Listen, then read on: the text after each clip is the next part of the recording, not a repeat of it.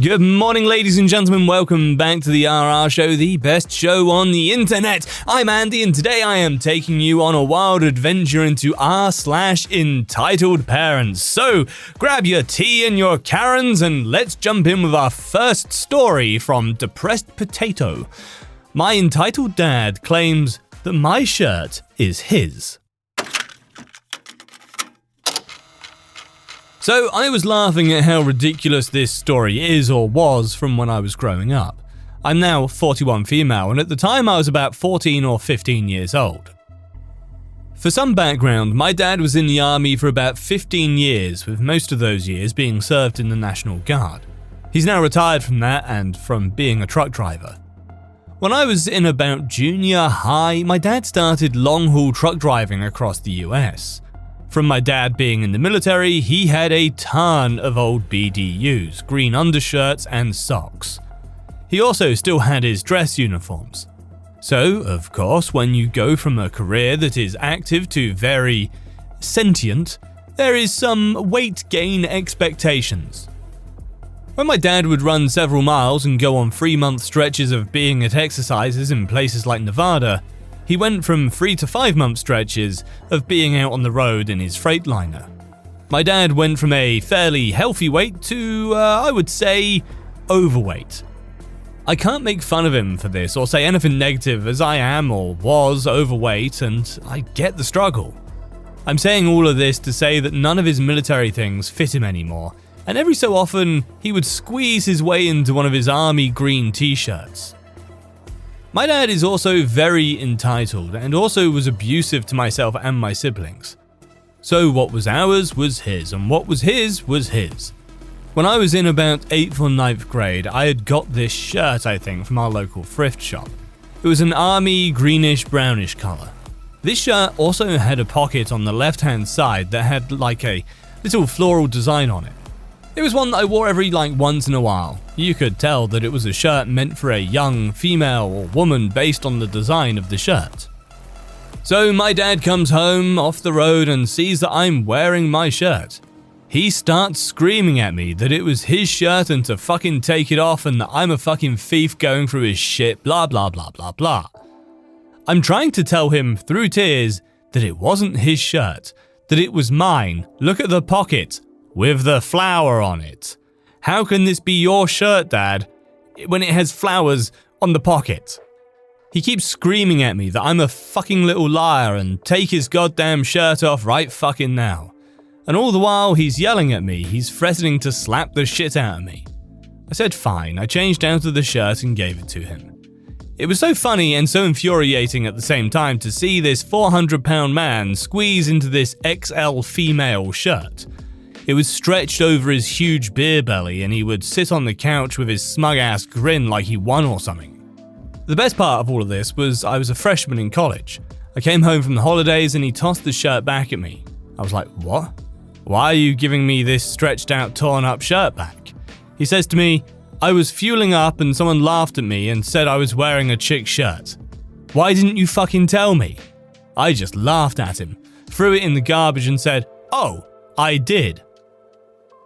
By the way, I tossed it because it was ripped up from his stretching it over his belly and diesel fuel stains all over it. No thanks.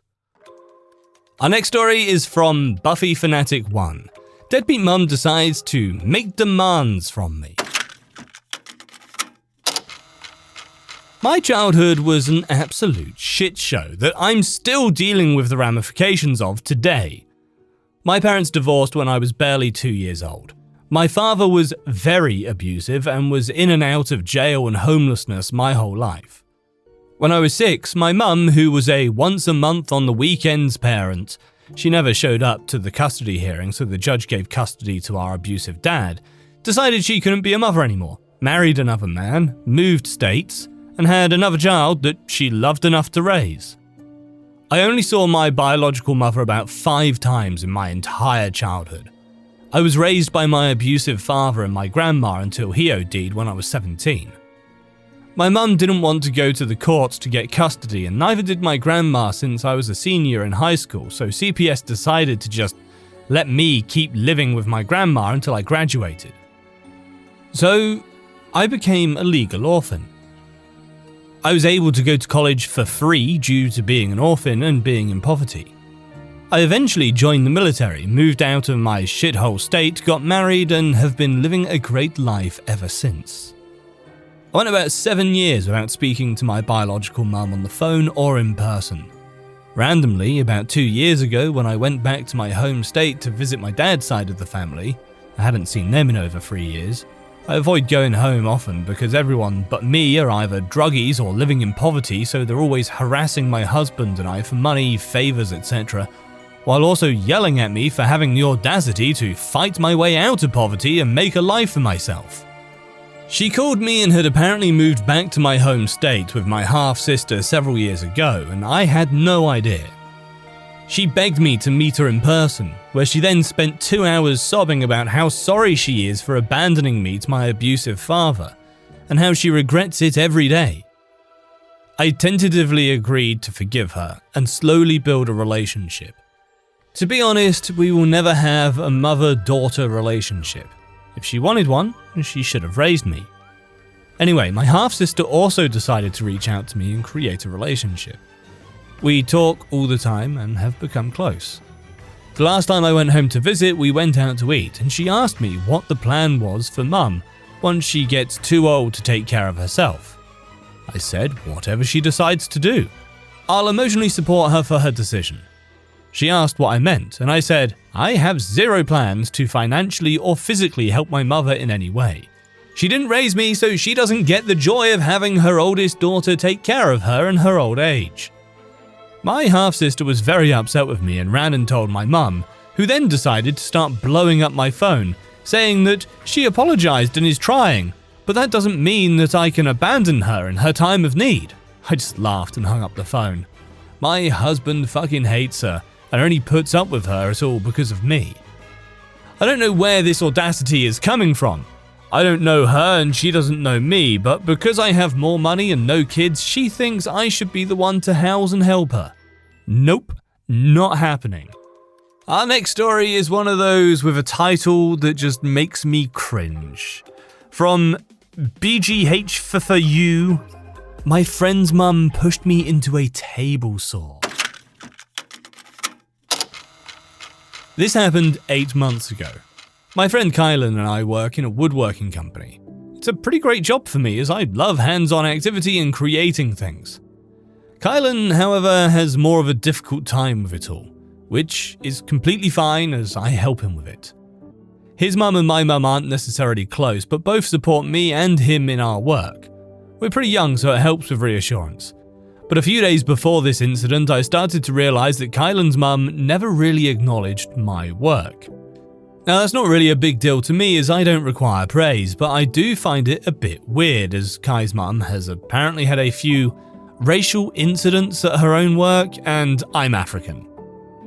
I was just assuming it's because she's afraid. I'm a pretty built guy and I'm 6'6". Fast forward to Tuesday and I'm working on a wooden chair that has taken me a few more attempts than wanted. The table saw I had been using to make clean cuts was pretty rusty from Kai using it constantly. I headed out to the department to get a replacement and was a bit annoyed with Kai not doing it himself.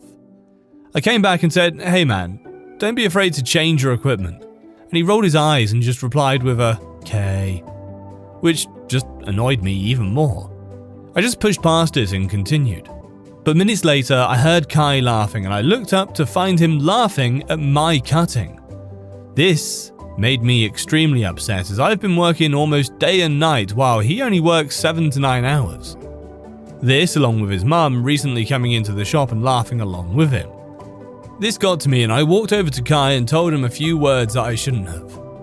He immediately got defensive and pushed me back, and I was about to strike back when his mum instantly joined in with him and intentionally pushed me to the left where the saw was.